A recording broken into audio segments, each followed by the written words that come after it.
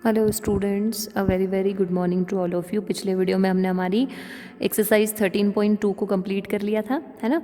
अब आगे हम हमारी एक्सरसाइज 13.3 स्टार्ट करेंगे, जो कि कौन जो शेप होता है उसके बारे में हमको, उसके सरफेस एरियाज़ के बारे में हमको पढ़ना रहेगा, ठीक है।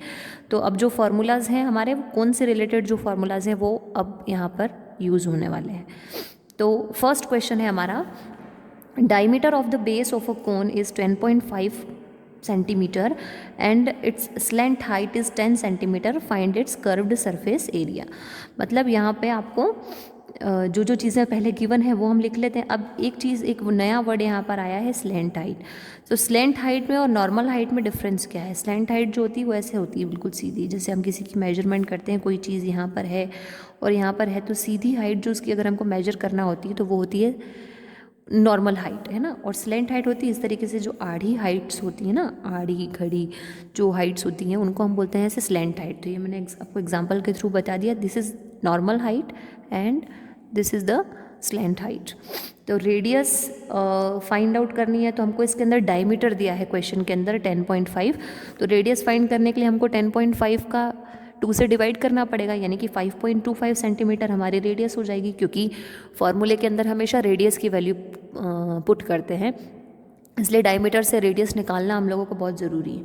हाइट आपको ऑलरेडी स्लेंट हाइट गिवन है ना, तो यहाँ पे लिखना आप स्लेंट हाइट, और स्लेंट हाइट को हमेशा एल से रिप्रेजेंट करते हैं। तो slant height L equals to कितनी दे रखी है? 10 सेंटीमीटर। अब क्योंकि कर्व्ड सरफेस एरिया फाइंड करना है, तो कर्व्ड सरफेस एरिया ऑफ कोन का फॉर्मूला लगा देंगे, क्योंकि कोन शेप की बात हुई है। तो कर्व्ड सरफेस एरिया ऑफ कोन का फॉर्मूला होता है पाई आर एल, ठीक है। पाई की वैल्यू वही 22/7, आर की वैल्यू ये 5.25, एल की वैल्यू 10 सेंटीमीटर। यहाँ से पॉइंट हटाओगे, नीचे 2 0 लग जाएगी, कट पिट कर देना, 0 से 0 कैंसिल हो जाएगी, 7 की टेबल से कट हो जाएगा, 5 की टेबल से कट हो जाएगा। और कट आउट करने के बाद में जो भी नंबर्स डिजिट्स हमारी बचेंगी, उनको जब आप मल्टीप्लाई करेंगे तो 165 सेंटीमीटर स्क्वायर आपका final curved surface area of cone आ जाएगा। तो इसमें कुछ भी नहीं है, सिंपल सा क्वेश्चन है, जो दिया हुआ है बस उसको आप लोग नोट कर लीजिए और अपना फॉर्मूला अप्लाई कर दीजिए, ठीक है। Now our second question is, find the total surface area of a cone if its height is 21 metre and diameter is its base is 24 metre. मतलब हमको total surface area of cone find करना है, diameter हमको given है और normal height जो होती है वो हमको गिवन है। तो डायमीटर जो गिवन है 24 मीटर, डायमीटर को रेडियस, डायमीटर से हम लोग रेडियस फाइंड आउट कर लेंगे, तो रेडियस हमारी हो जाएगी 12 मीटर। लेंथ हमारी ऑलरेडी हमको गिवन है 21 मीटर, है ना। ये वाली लेंथ आपकी जो है ये एच या मतलब एल से ही रिप्रेजेंट होगी, है ना। हाइट, सॉरी हाइट आपको दे रखी है यहाँ पे, लेंथ नहीं, ये गलत है। क्या होती है? हाइट, ठीक है। हाइट को आप एल से भी रिप्रेजेंट कर सकते हैं। तो टोटल सरफेस एरिया ऑफ कोन का फॉर्मूला लगाएंगे पाई आर ब्रैकेट में एल प्लस आर। देखिए मैंने पहले भी कहा था, फॉर्मूले लर्न करना आप लोगों के लिए बहुत ज़्यादा ज़रूरी है, तो फॉर्मूले तो आप पक्के बिल्कुल लर्न कर ही लीजिए। पाई की वैल्यू 22/7, आर की वैल्यू 12, एल की वैल्यू 21, आर की वैल्यू 12, सभी की वैल्यू हम लोगों को गिवन है। तो अब हमारा जो काम हो जाता है वो इजी हो जाता है कि खाली हमको क्या करना रहेगी, कैलकुलेशन करना रहेगी। तो बस जो भी कट हो रहा है उसको कट कर दीजिए, जो कट नहीं हो रहा है उसको मल्टीप्लाई करके, और डिवाइड में अगर अपॉन में कुछ है तो उसको डिवाइड कर दीजिए। तो ये आपका फाइनल आंसर आ जाएगा 1244.5714 मीटर स्क्वायर। कैलकुलेशन तो करना पड़ेगी, और कैलकुलेशन के लिए प्लीज़ मेरी रिक्वेस्ट है कि आप लोग मोबाइल का या कैलकुलेटर का यूज़ मत करना, क्योंकि फिर एग्ज़ाम में प्रॉब्लम आती है ना। तो क्वेश्चन नंबर 3 देख लेते हैं अब, छोटा इसी के जैसा है, सिंपल सा। Curved surface area of a cone is 308 centimetre square and it's slant height is 14 centimetre. Find first is radius of base and second is total surface area of the cone. तो पहले जो चीज़ें given है, length हमको given है 14 centimetre, इसको आप length बोलो या हाइट बोलो एक ही बात है, ठीक है, कंफ्यूज मत होना। तो लेंथ हमारी वही 14 centimetre, curved surface area of कोन, यानी मतलब आपको already curved surface area of कोन निकला हुआ दिया है कितना, 308 सेंटीमीटर स्क्वायर। और रेडियस हमको इसके अंदर फाइंड आउट करनी है। तो रेडियस फाइंड आउट करने के लिए first condition radius of base है ना, तो फर्स्ट कंडीशन रेडियस फाइंड करने के लिए हम लोग जो हमको दिया है उसी का फॉर्मूला लगाएंगे। जैसे कि इसके अंदर आपको कर्व्ड सरफेस एरिया ऑफ कोन दिया है, तो हम कर्व्ड सरफेस एरिया ऑफ कोन का ही फॉर्मूला लगाएंगे सबसे पहले रेडियस फाइंड आउट करने के लिए, जो कि कितना है पाई R L.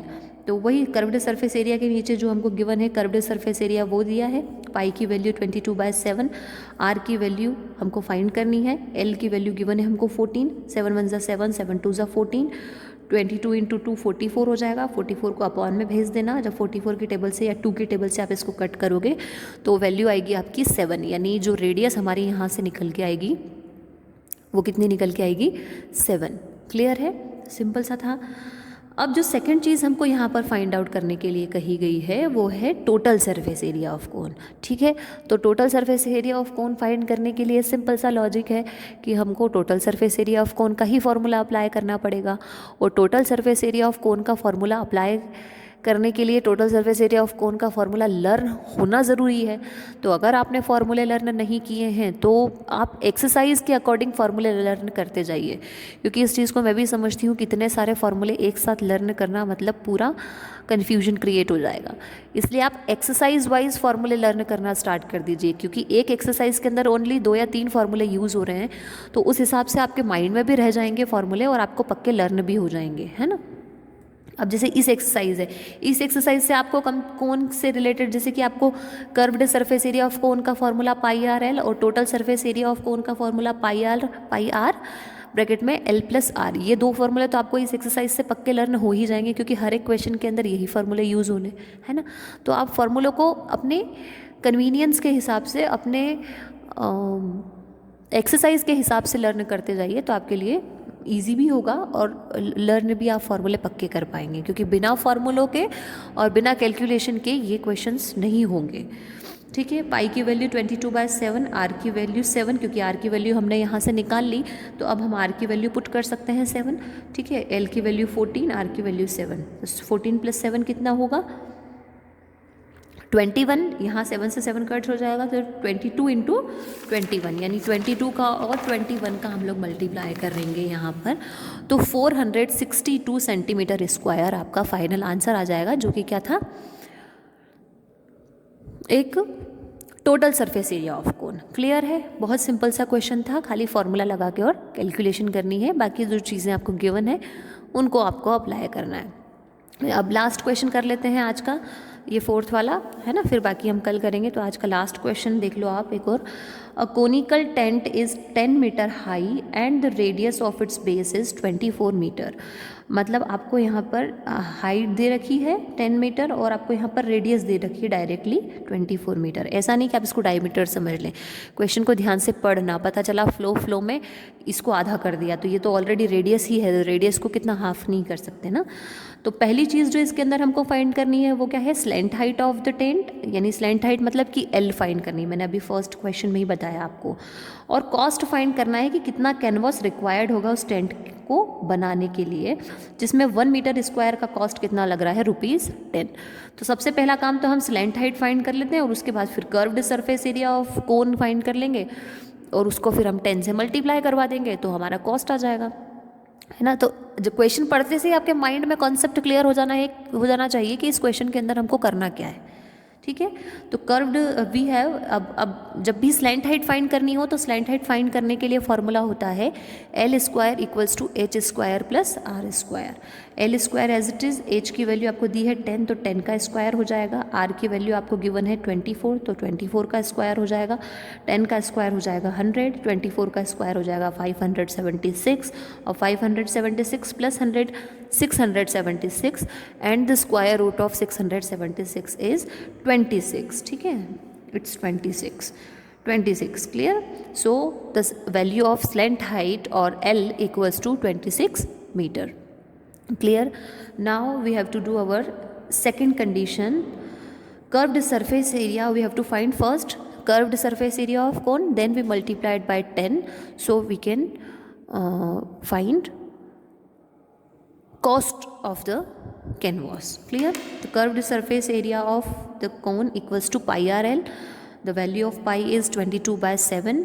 the value of r is 24 and the value of l is 26, which we have find in our first condition. Cost of 1 meter square canvas is ₹70, sorry 10 नहीं है, this is 70. तो 70, इस सब के साथ में आप 70 का मल्टीप्लाई कर सकते हैं. 7 1 7, 7 10 20. Now we have to multiply the remaining numbers 22 into 24 into 26 into 10. So into 10. Clear? तो ये 22 into 10 220, 24 and 26. So our final answer is 1,37,280, means the cost is 1,37,280. This is our final question for this video. Now you have to practice and solve the sums of this exercise, and the remaining part of this exercise we will continue to our next video. Okay, thank you.